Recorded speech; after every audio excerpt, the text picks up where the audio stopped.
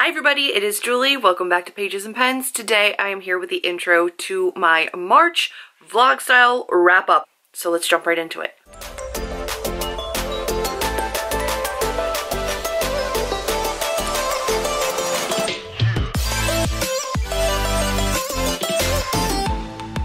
First up, I have The Price Guide to the Occult by Leslie Walton. I have an entire review of this book alone already up on my channel, so I will leave that linked in a card up above. This one got 2 stars. I thought it was pretty problematic, and I thought that the plot and the character development was really lacking. So unfortunately, although I love Leslie Walton's writing in The Strange and Beautiful Sorrows of Eva Lavender, this one was not a favorite of mine. It's a gorgeous book, but the insides don't match it. So that was a no for me, unfortunately. And then I listened to the audiobook of Release by Patrick Ness, and this one got 3 stars. It was okay. It was just fine.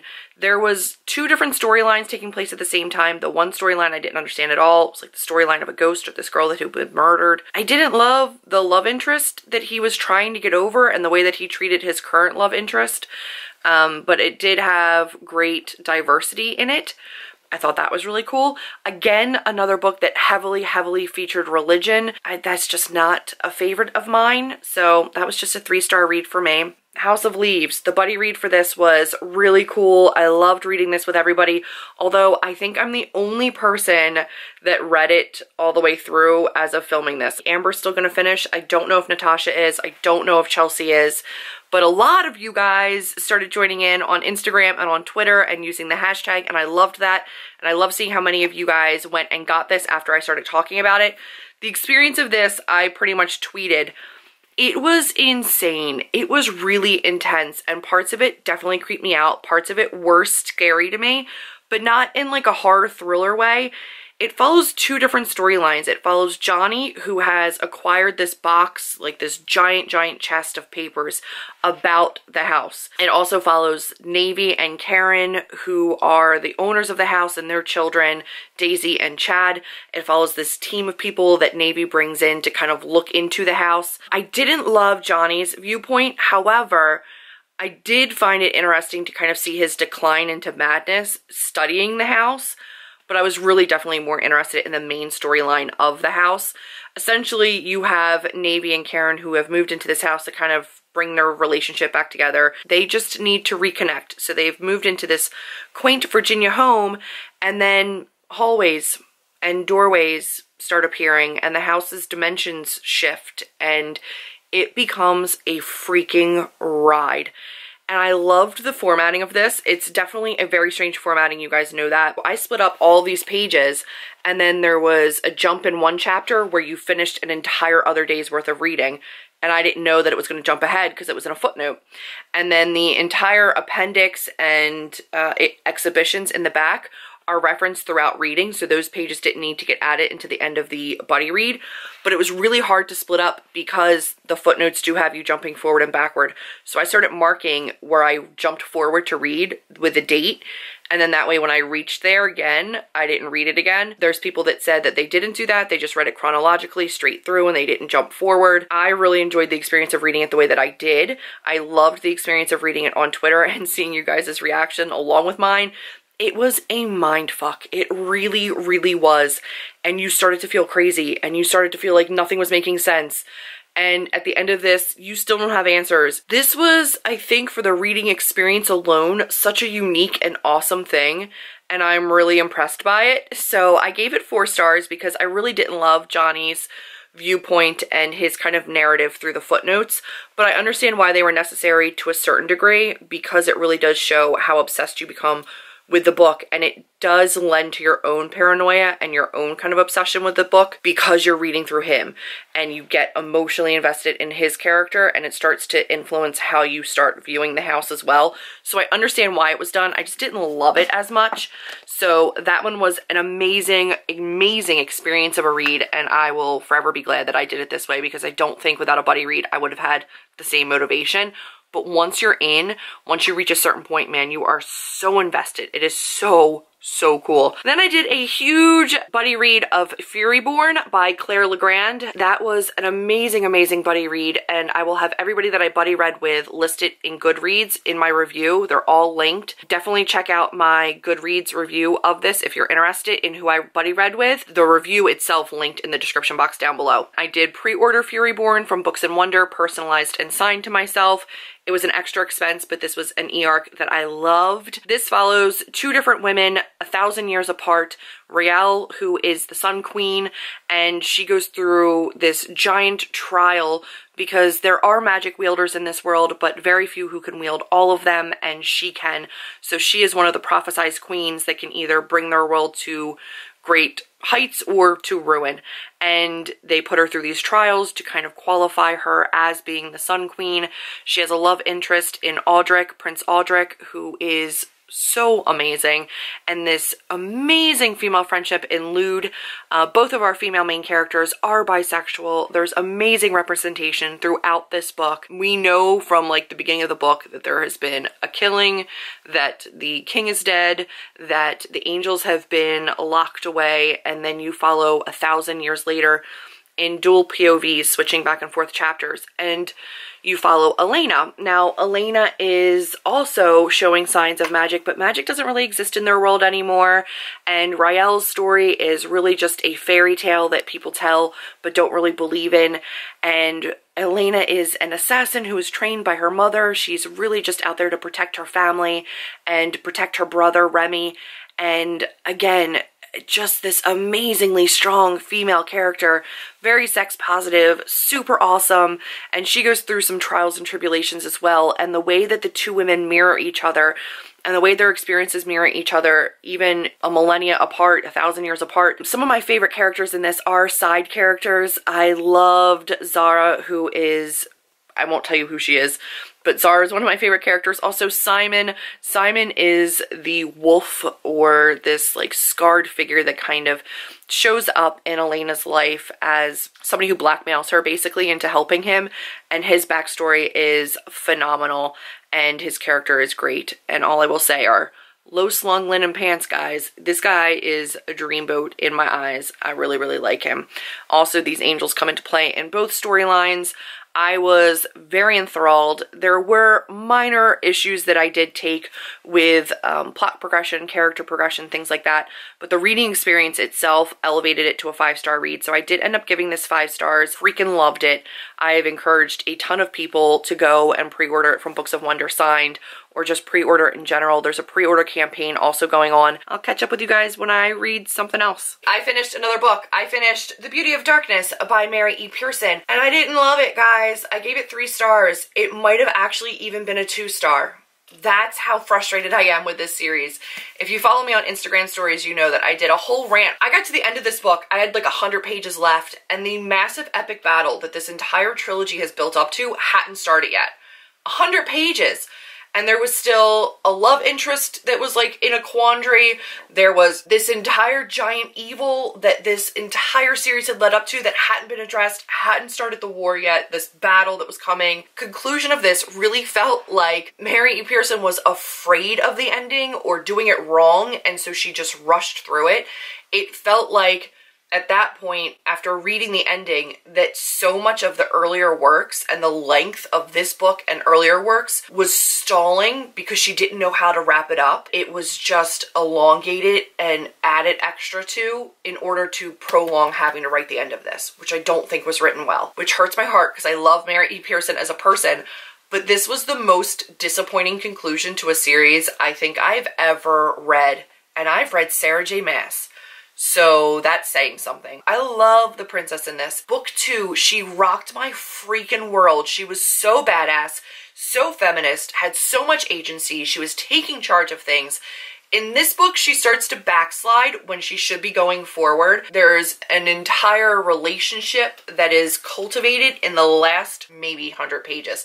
There's a relationship cultivated in this that comes to like this fruition that is ridiculous. It doesn't make sense to me. So I gave it 3 stars. The book before this got 4 stars, which was The Heart of Betrayal, and then The Kiss of Deception got 3 stars. So it was a 3-4-3.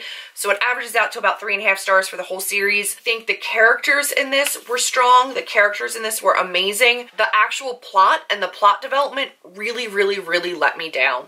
And there's also side characters in this, Pauline and some of the other women in this that are really strong, but they're pretty much forgotten. You don't see them in book 2 that much.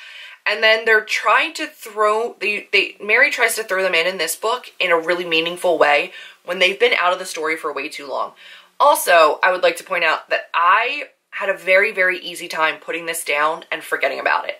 So this series took me a very long time to read. When I picked this up and read it, I finished it in 2 days. But it's very easy to put down and forget about entirely. I finished Children of Blood and Bone by Tomi Adeyemi, and this was a 5-star read.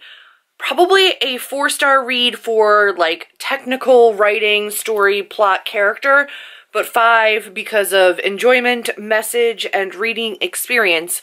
I have a full review up on Goodreads, but essentially this follows 2 sets of siblings. We have Zeely and Zane, and then we also have Amari and Anan, and the one set of siblings, Zeely and Zane, are from a lower class fishing village, and then Amari and Anan are both, they're a prince and princess from like the royal class. Everybody in this book is beautifully, beautifully black, but even the royals want to have lighter skin. They work to like purposely lighten their skin, and the working class are darker skinned, and even within that there's like, you know, different views on what is beautiful. A race of people that are called magi that are magic workers. However, they no longer have their magic. Magic has been abolished from the land, but the people that have a proclivity towards magic, if magic existed, all have white hair. What is so beautiful about this book is that as they fight to try to bring magic back and free this subsect of people that have been horribly oppressed and wronged, you see so many parallels to today's world. And I know that that was Tomi's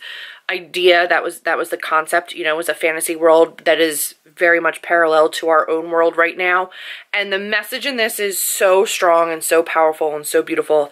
And I loved that about it. However, this has its flaws. I do have a whole bunch of flags in here, and I did annotate it. There's a lot of character backsliding. They're teenagers, you know, I think they're like 16, 17, 18-ish. So it is YA, but you have a lot of backsliding. You have a lot of wishy-washy behavior. You have a lot of over-romanticizing of situations and people, and that's just based on youth. And I think that I got so invested in some of these characters, and I wanted them to be so much more adult, especially because of the roles that they have to fill in the making of this new world that they want to see. And then you have them acting so childish. It was so glaringly obvious how immature they were being in those moments. Still really loved it. Still absolutely recommend it. This will totally make it onto my best books of the year.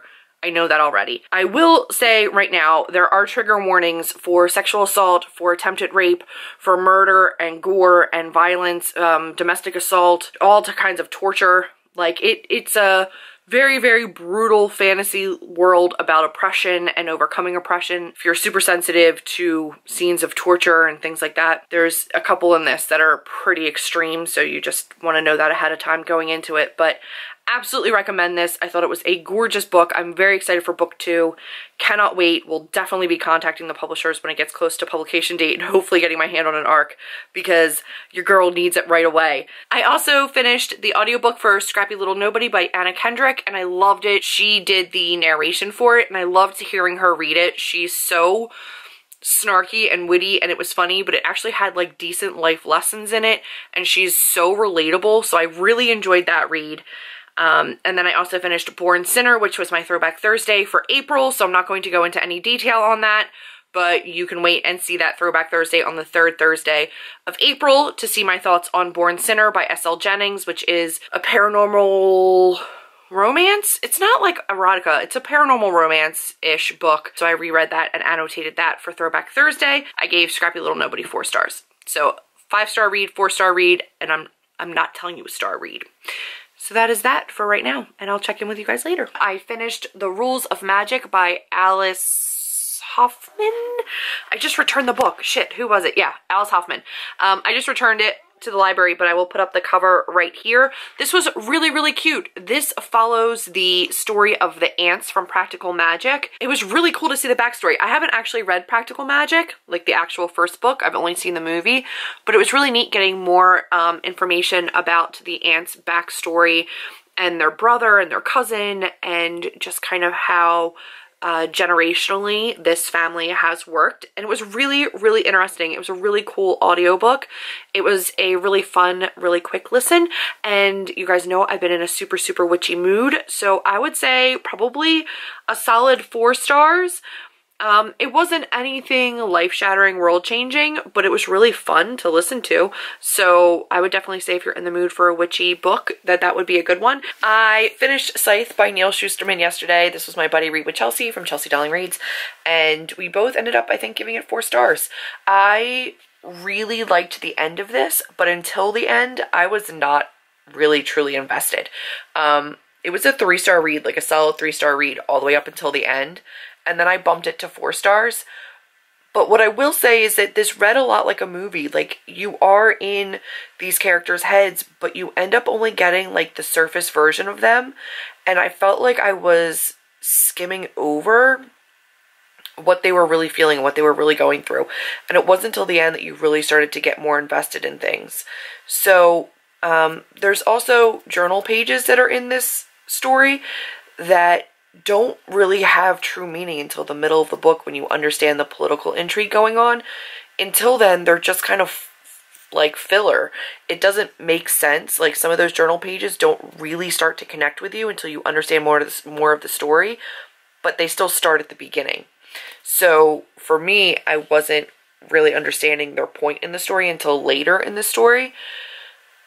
But I did like the world. I really ended up liking the characters. I don't think that the quote-unquote romance in this book was necessary at all. I think it still would have worked as just like a friend relationship. I don't think the romance needed to be there. But I was definitely intrigued by the world. I liked it. I ended up doing 4 stars, which I was not expecting. I also finished Thick as Thieves, which is our book hangover book club of the month. I'll put that cover right here. And that was a 2-star read. It wasn't horrible.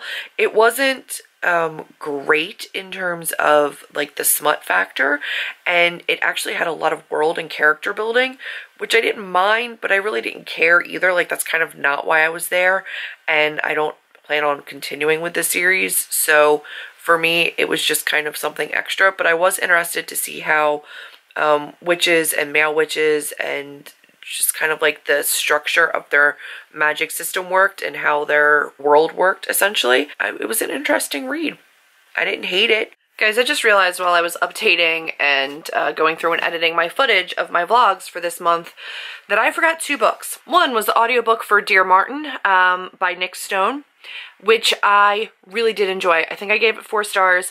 It was not at the same level as The Hate You Give, same kind of topic, but I never connected with the characters the way that I did with Star. My thoughts are really jumbled because this was like one of the first books that I read, and I lost the footage on it, so I'm going to try to remember as best I can. But essentially he was writing letters to Martin Luther King, and he was trying to be more like him, and so he kind of faces unjust police brutality and arrest, and he's feeling a lot of anger about that. He's dealing with some racist things with his friends. He also does go to a private school that's very, very rich, mainly rich and white, and he's struggling with the lazy racism that a lot of people put up with in the school, and he's kind of getting frustrated by it, and his encounter with the police has put everything into a new light and a new lens. You know, things kind of progress from there, and I don't want to give spoilers. I thought it was still a really, really great read. It was a quick read. I listened to it in audiobook. I know a lot of people have had issues with the way that the book was formatted. I didn't run into that because I listened to the audiobook, and I thought the audiobook was really well done. So there was that, and that was a 4-star read for me. And then I also somehow neglected to mention the fact that I read Obsidio, which I know I didn't neglect, I know I talked about this already. I lost the footage. I was not really planning on reading this right away because I kind of wanted to get the big floppy paperbacks, but then Amber from Amber's Books and More went to a signing with Jay and Amy and picked this one up for me and got it personalized and signed to me from Jay and Amy, which was so sweet of her and so not necessary. I paid her for the book, but she got it for me and stood in line and got it signed for me from Jay and Amy. And so I read this right away when I got it. It took me a little while to get into the book again. I think only because it had been so long since I read Illuminae and Gemina. Don't know why, but I wasn't really expecting to like meet new characters in this book, which we do meet new characters. Obviously, this is the epic conclusion of the series, and I can't tell you very much about it. I thought it was very well done. I cried at multiple different points in the book. I cheered, I put down my phone, I texted Amber. I was like, what in the world is happening? One of the things that I talked about in the original footage that I filmed of this that was lost was that I did see a lot of the plot twists coming. A lot of the times you would have characters kind of enter and exit the story without knowing whether or not they'd be coming back. And I never kind of fell for the plot twists or the cliffhangers, but a part of me kind of feels like maybe I wasn't supposed to. Like, maybe those plot twists and cliffhangers weren't for me to actually believe. Maybe they were just so that you could understand character motivations because the characters believed that that actually had happened. So if I'm looking at it from that lens, I really think it was done brilliantly. I ended up giving it 4 stars. It's really, really hard to wrap up a series like this. And I actually probably would change my ratings on the books in general. I did 4 for Illuminae, 5 for Gemina, and 4 for Obsidio. I would probably flip-flop and do 5 for Illuminae, 4 for Gemina, and 4 for the finish. But overall, such a brilliant series. I really loved it. I love the way that the story is delivered to you. I like the progression through this story.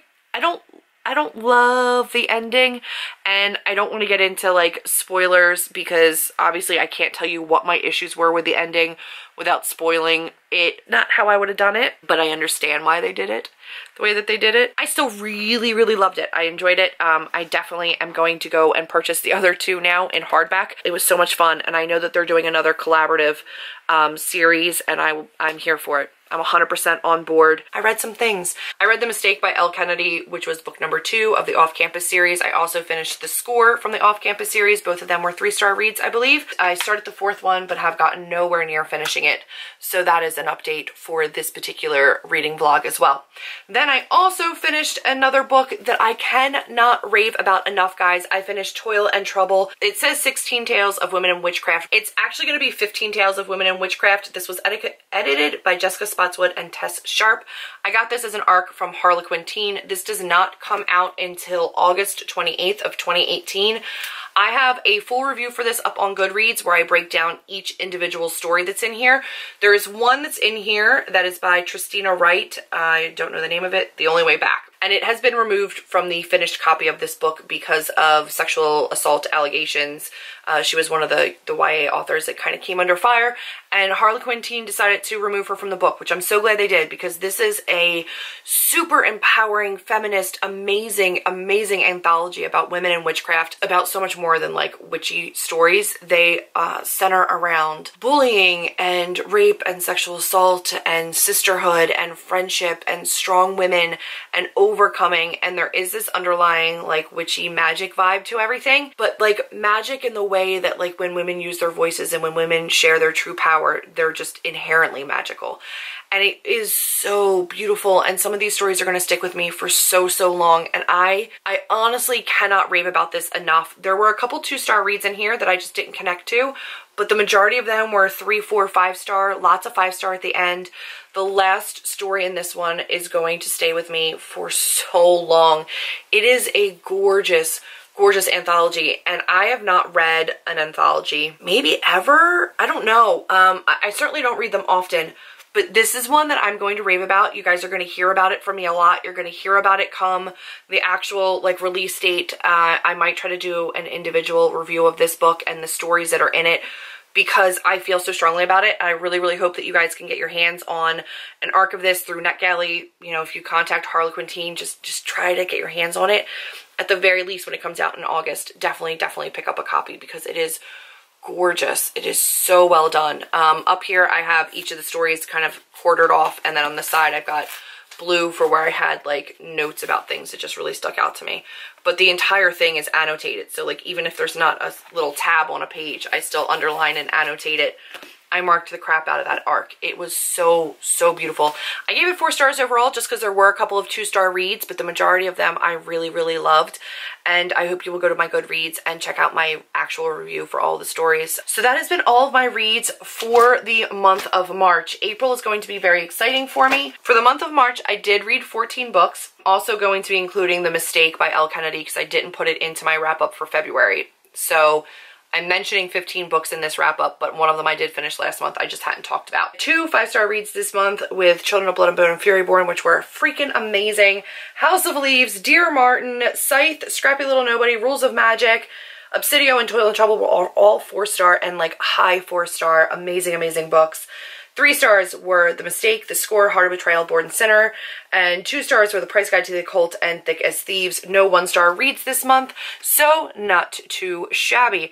I'm pretty excited with how much I read this month, feeling really good about it. So my total pages for the month was 5,882 out of 14 books, so I'm feeling pretty good about it. I have a couple that I'm also in the middle of, so not too bad this month for reading. Next month is going to be a really, really fun one. If you haven't already checked out my TBR, check it out up above. Also, be sure to check out down below. I have pinned to my Twitter account the buddy read dates for all of the books that I am reading publicly with everybody, as well as the hashtags that we're using, so be sure to tune in there. Be sure to add to your April TBR Professed by Nicola Rendell for the Smutty Book Club. I'm very excited to talk about that one as well. All of the dates for the live show, which includes the live show and the drunk show, so the book club show and the drunk show, for April and May are up on Book Hangover's Twitter account, which I will have linked down below as well. So that's it for this video. Lots of information, but a really good reading month. Really excited about it. And I hope you guys have enjoyed watching me wrap up everything. If you liked it, be sure to give me a big thumbs up, click subscribe, and I will see all of you in my next video. Bye, guys.